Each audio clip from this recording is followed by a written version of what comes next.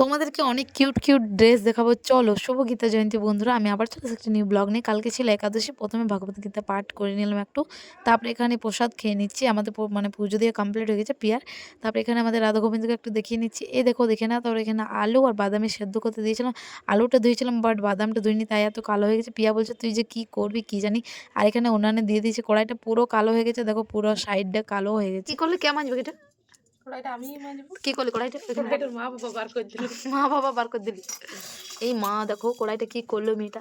আর এখানে দেখো আলুগুলো আমি মানে ছোট ছোট কেটেছি, তাই পিয়া বলছে তুই কেটেছিস তুই ছাড়া, আমি একটা একটা করে ছাড়াতে পারবো না, এত আমার সময় নেই। আর এরকম এরকম যদি কাটতাম তাহলে এত কষ্ট। এখন শসা আলু আর বাদাম দিয়ে একটু মিক্স করে খেয়ে নিচ্ছি, কারণ একটু বেরোবো আমি।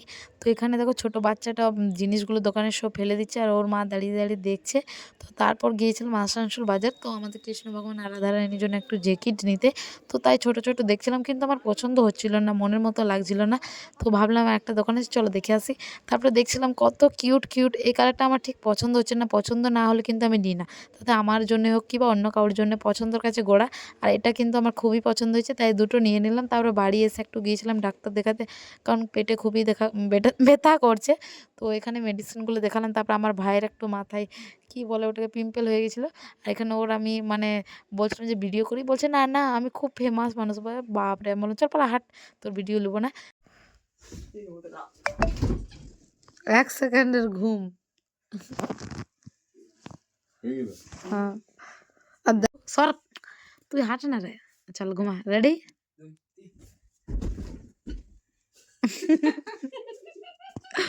कहाँ से आता है?